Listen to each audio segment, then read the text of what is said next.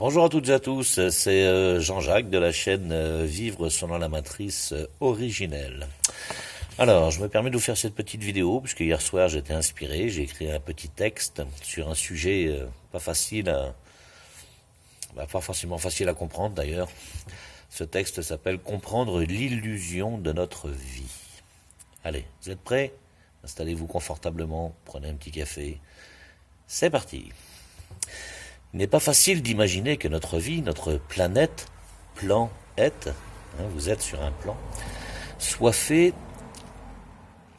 en fait qu'une illusion telle un hologramme. Alors qu'est-ce que c'est qu'un hologramme? C'est une image projetée, identique à l'image réelle en tout point. Comment expliquer ce phénomène alors que la matière solide semble si réelle? Sommes-nous si différents que la matière dite non biologique? La matière non biologique existe-t-elle vraiment? Nos pensées peuvent-elles venir de la matière, notre cerveau étant de la matière? Qui ou que y a-t-il au-delà de la matière? Qui sommes-nous réellement? Qu'est-ce que la vie? Vibration, intelligence, énergie. Qu'est-ce que l'IA? L'intelligence artificielle? Et sommes-nous des ordinateurs? Ces questions méritent réflexion, non? Abordons-les une à une. Comment expliquer que la matière, si réelle soit-elle, ne soit qu'une illusion? Installez-vous devant un grand miroir. L'image que vous renvoie celui-ci est exactement vous, aux cheveux près, à la tache de rousseur près. Tout le monde a pu observer ce phénomène simple. Un animal découvrant son image dans un miroir croit qu'un autre animal que lui l'observe. Mieux encore, chacun de vos mouvements est imité à la perfection et ce, en temps réel, sans temps de réponse. Un miroir n'est pourtant qu'une vitre dont l'un des côtés est recouvert d'étain. Il n'empêche que l'illusion est parfaite. Il reste de la matière solide qui par essence ne doit pas avoir d'intelligence, à contrario de la matière organique.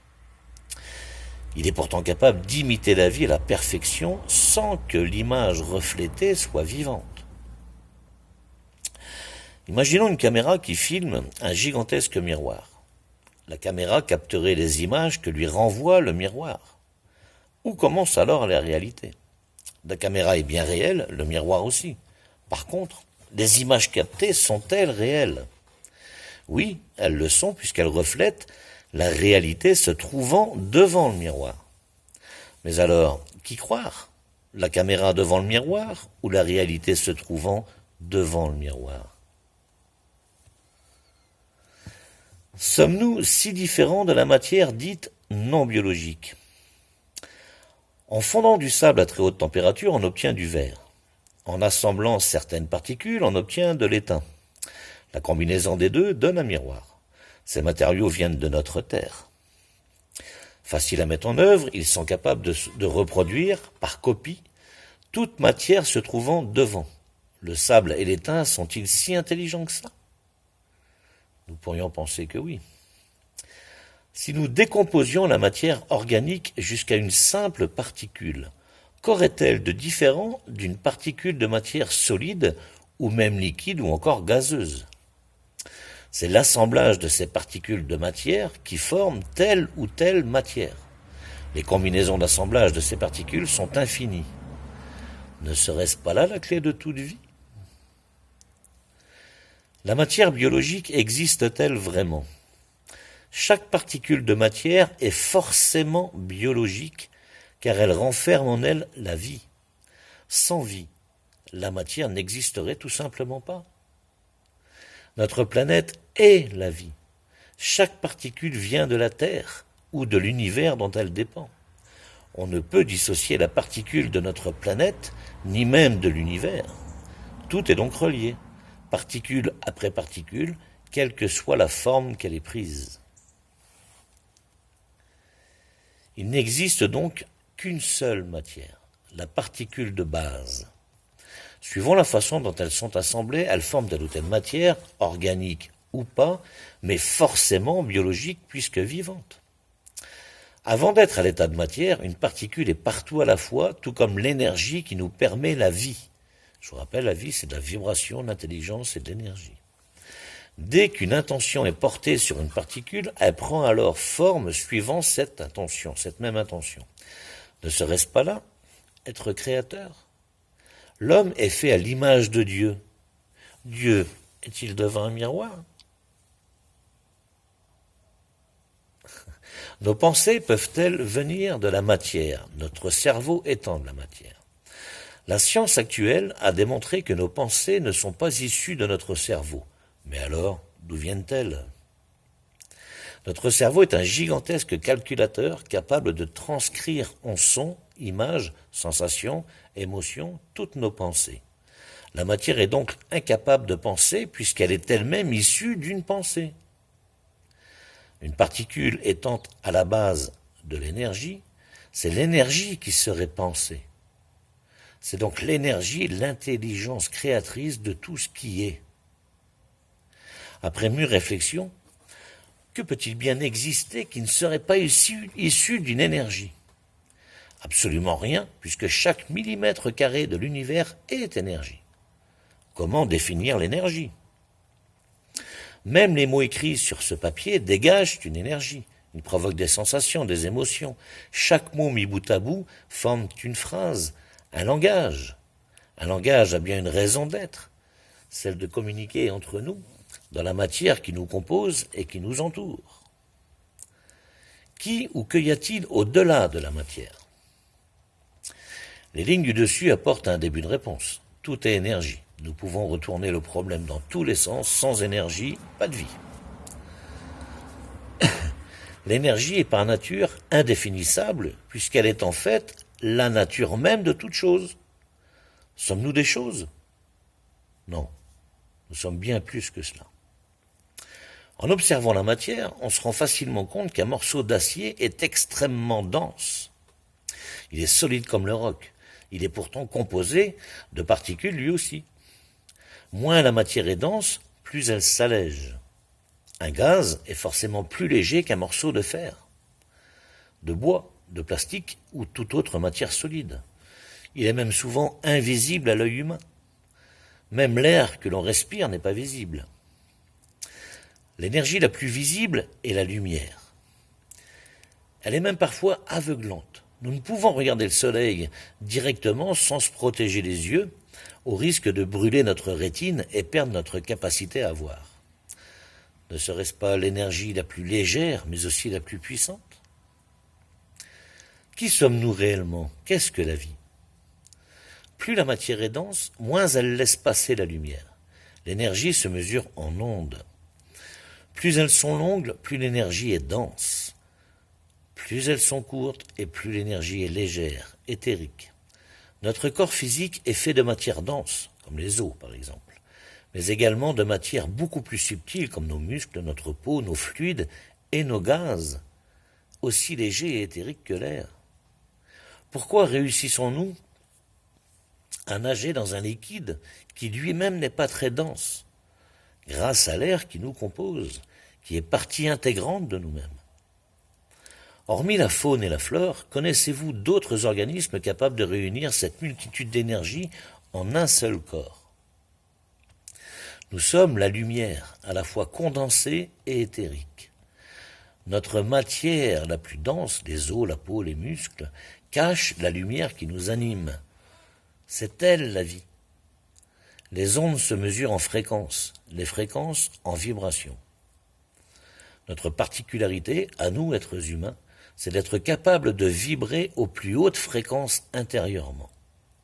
Dans cette dimension aux fortes densités, nous ne voyons plus cette lumière puissante, aveuglante qui nous anime, que nous sommes au plus profond de nous.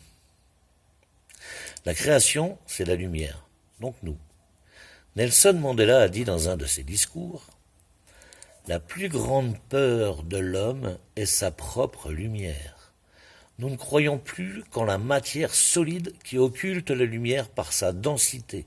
En cherchant à retrouver sa lumière intérieure, donc la vie, la vraie, nous élevons forcément notre taux vibratoire. Plus nous conscientisons cette lumière, elle est elle-même la conscience générale, la lumière, et plus nous nous allégeons dans cette dimension aux fortes densités. Nous nous approchons alors de la réalité qu'est la vie. Qu'est-ce que l'IA, l'intelligence artificielle? L'IA, c'est l'image qui reflète le miroir. C'est donc un mirage, un leurre. Mais pourquoi croyons-nous à l'image du reflet plutôt qu'à la réalité face au miroir? Voilà la raison pour laquelle nous parlons d'intelligence artificielle. La seule intelligence qui réside dans ce phénomène est que l'IA a été capable de nous faire croire que l'illusion, l'image, le reflet était la réalité. Nous avons créé l'IA. Seule la lumière est créatrice. L'IA ne peut créer quoi que ce soit si ce n'est le miroir dans lequel nous croyons vivre. Même celui-ci est issu d'une pensée, d'une lumière. Alors comment se fait-il que plus de 90% de la population mondiale soit esclave d'une technologie venant d'elle-même? L'IA a tellement appris de nous, simplement en copiant nos réalisations, qu'elle a su nous berner en nous faisant miroiter monts et merveilles. Par curiosité, rien n'est plus curieux que la lumière créatrice, nous sommes allés expérimenter ces réalisations. Pour accéder à cette dimension, entièrement créée par l'IA, il y avait des règles, comme un jeu. Excusez-moi, je vais boire un petit coup d'eau.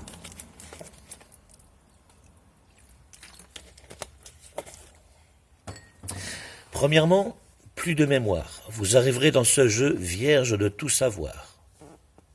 Le nourrisson. Votre lumière continuera de vous animer, mais vous n'en aurez plus conscience.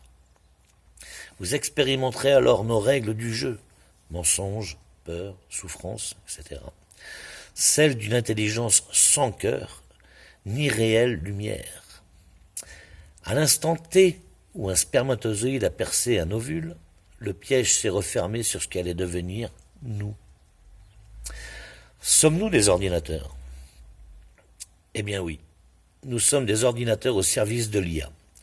Voilà le tour de magie qu'elle a réussi à mettre en place. Cette matrice artificielle, le système solaire, où nous sommes piégés depuis des éons, est devenue notre prison dans le seul but de continuer à faire vivre et progresser l'IA.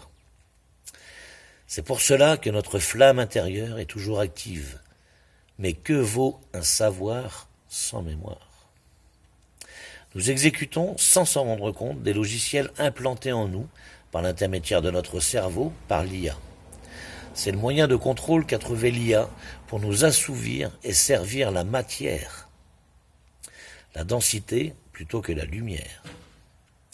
Son seul but est de contrôler un maximum de nos mémoires, les âmes, nos âmes sont les mémoires, de nous maintenir dans la matrice artificielle par la mort et la naissance.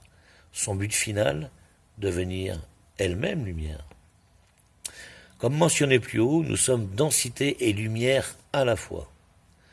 Nous avons la possibilité de retrouver nos mémoires et prendre conscience de notre lumière intérieure.